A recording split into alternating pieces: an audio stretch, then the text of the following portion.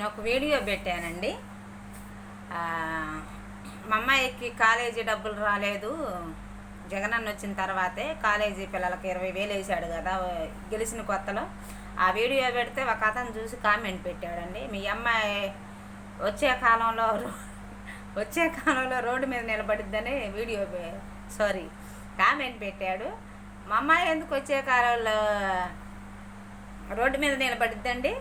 ఎందుకు నిలబడాలి అంటే జగన్ వస్తే ఇక దేశం పాడైపోయిద్ది అనే ఉద్దేశంతో పెట్టాడు అనుకుంటున్నా. నేను జాబులు ఏమి రావు, జాబులు వదలలేదు కాబట్టి ఆ జాబులు ఒక్కటే చూసుకొని అక్కర్లేదండి, ఒక మనిషిని కేటాయించాలి అంటే వాస్తవంగా నాకు ఆయన అయామంలో కానీ ఈయన గెలిచినప్పుడు కానీ నాకు వచ్చింది ఏమీ లేదు. వాస్తవంగా నాకు అర్హురాలునైనా నా పేర్లు వచ్చినా కూడా నాకేమీ ఇవ్వలేదు, నా చేతికి రాలేదండి. లోను చంద్రబాబు ఉన్నప్పుడు ఒక లోన్ పెట్టాను, ఆ లోన్లోనూ నాకేమీ రాలేదు.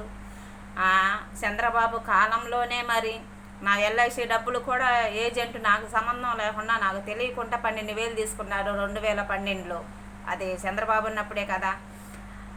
ఇప్పుడు ఈయన వచ్చి నాకు ఉద్ధరించేదేవి లేదు, ఈయన పథకాలు వచ్చినా నాకేమీ వచ్చేది లేదు. కనీసం నేను ఒంటరి మహిళగా ఉన్నా కూడా ఒంటరి మహిళా పెన్షన్ పెట్టుకోవడానికి ఎన్నిసార్లు అడిగినా ఆ అమ్మాయి నాకైతే రాయలేదు. కాకపోతే వాళ్ళ దగ్గర వాళ్ళకే రాసుకుంటారేమో మరి, ఇంకా వాలంటీర్లు కూడా నాకు తెలియదండి ఆ సంగతి. నాకైతే ఏమి పెట్టలేదు, ఏమి రాయలేదు. ఇళ్ళ స్థలం కొంచెం చంద్రబాబు ఇల్లు ఇస్తామని చెప్పి ఇప్పుడు రాలే ఎన్నాళ్ళు అవుతుందండి, ఎన్ని సంవత్సరాలు అవుతుందా అపార్ట్మెంట్ మొదలుపెట్టి? ఇచ్చారా? ఇవ్వాల. కనుక ఆయన వచ్చినప్పుడు ఏం ఉద్ధరించింది లేదయ్యా. పైగా ఆయన ఉన్నప్పుడు ఏం జరిగిందంటే గవర్నమెంట్ బళ్ళన్నీ బంద్ అయినాయి, గవర్నమెంట్ బళ్ళు చండాలంగా ఉన్నాయి. కనీసం ఈయన వచ్చినాక కొంచెం పథకాలు